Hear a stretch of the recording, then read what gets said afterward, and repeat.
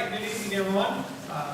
Grateful to be here and back in my district. I wanted to express my appreciation for representing the 23rd District of Iowa in the state legislature in the Iowa House. And I'm a Mills County native, so this is my home county, and I'm happy to be back home. We're done with the session now. Back to farming.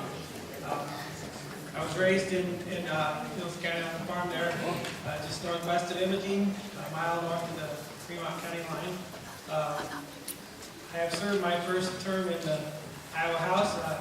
I enjoyed it. I felt like I was able to work effectively and felt like I was able to fulfill the job and represent my people very well. I wanted to talk a little bit about my family. I've been married for 13 years to my wife, Rachel. I have 4 children.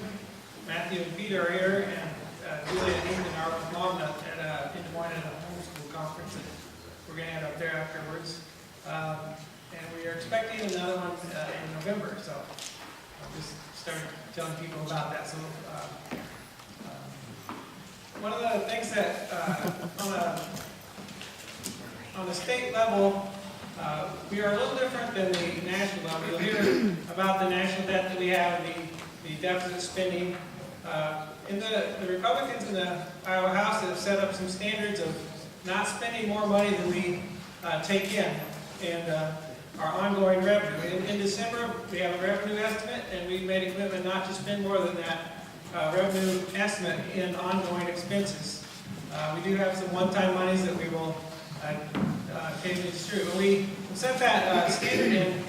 It's pretty well. We've changed the culture there. Before the Republicans took control, there was a lot of overspending. The funds were raised. We have been able to fill all of our emergency funds. We're funding all of our tax credits. We're fully funding all these programs that were intentionally underfunded many times. So I think that's a very good testimony to what we've been able to accomplish since the Republicans took control of the House and the governorship. There's a lot of things we would like to do. We are divided government. The Senate stops a lot of things that we'd like to do, but we are able to stop a lot of things that they'd like to do too, which I think is an important reason why I'm there. I'd just like to encourage you guys, the congressional candidates we have, the senatorial candidates are really some impressive people, and I appreciate them seeing their representatives and some of them coming here tonight, and I hope you'll give them your full attention as well. Thanks a lot. Thank you, Mark.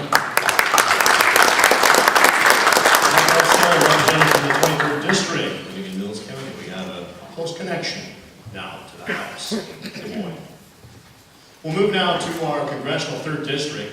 Each of the candidates either the candidate or their representative who offered to be here this evening have a place on the stage here. They will each be allotted 4 minutes to come to the podium and speak on their platform, speak on behalf of their candidate, whichever that might be. We'll do the same thing as far as our time is concerned. There will be a 30-second yellow flag when you're nearing the 30 seconds, 3 minutes and 30 seconds. At the 4-minute mark, you'll receive the red flag, and we'd ask you then just to be courteous to the other candidates who are here on the stage, and we'll limit our time to 4 minutes.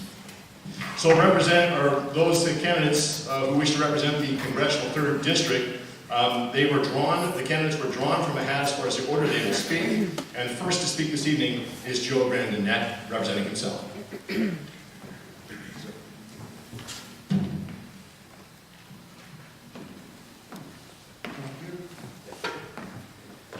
It's an honor and a pleasure to be here tonight. My name is Joe Grandinette, Republican candidate for U.S. Congress. I'm from Des Moines, Iowa, born and raised.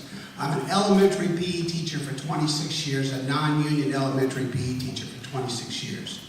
And back in October, I saw the incumbent, Mr. Latham, raise the debt ceiling to $17 trillion, ladies and gentlemen. And I said, enough is enough.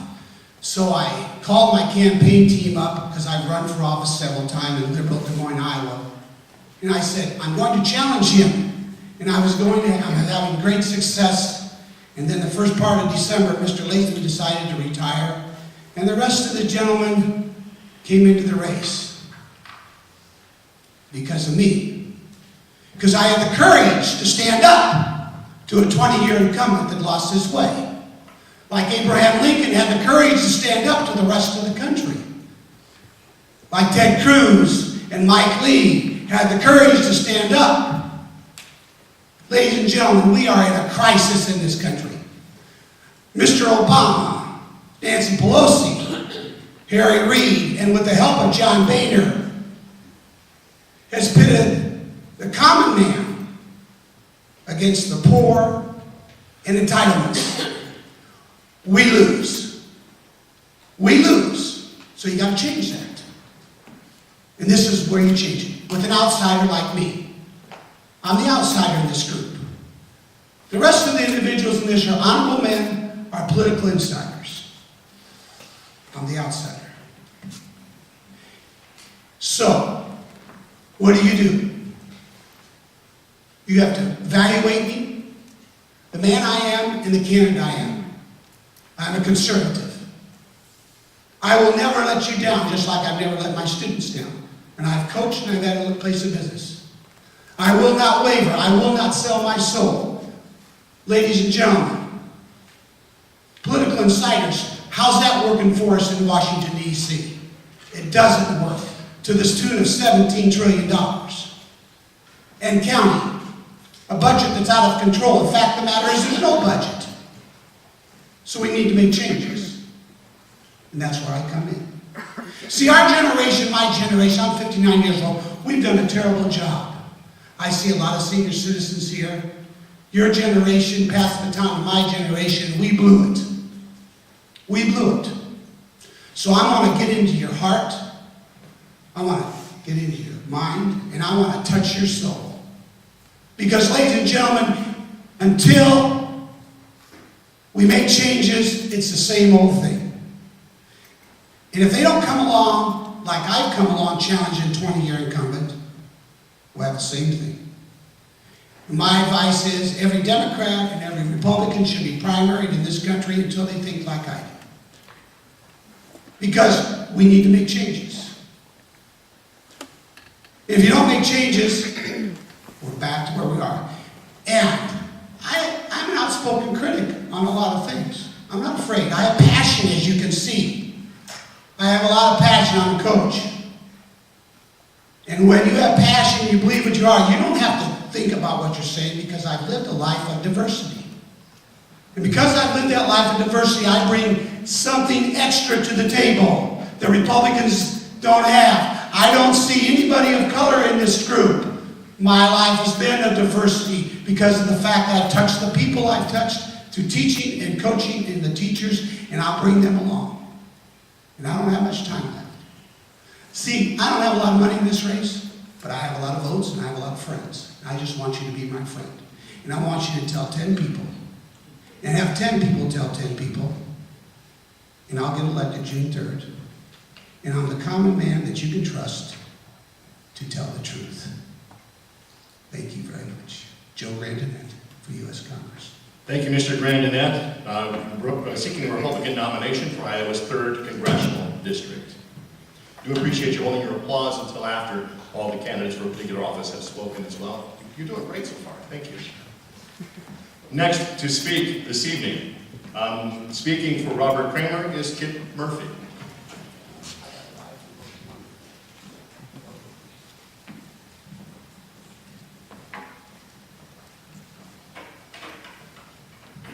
Good evening, everyone. I'm here on Robert's behalf because unfortunately he had a scheduling conflict and knew it right off the bat when he was scheduling this. He had some things planned many months ago, so he's sorry he couldn't be here. But I'm glad that I can speak for him because I think he's the best candidate for the job, or I wouldn't be here for him. He likes to say he wants to build a bridge from the people of Iowa to Washington, D.C. And that bridge needs to be built. Because right now, Washington, D.C. is not working. He's a problem solver. He's a businessman. He runs Kramer and Associates. It's a bridge company. One of the projects they're working on is up here at I-29 up here in Council Bluffs. I-29, I-680 interchange. They're working on some of those bridges.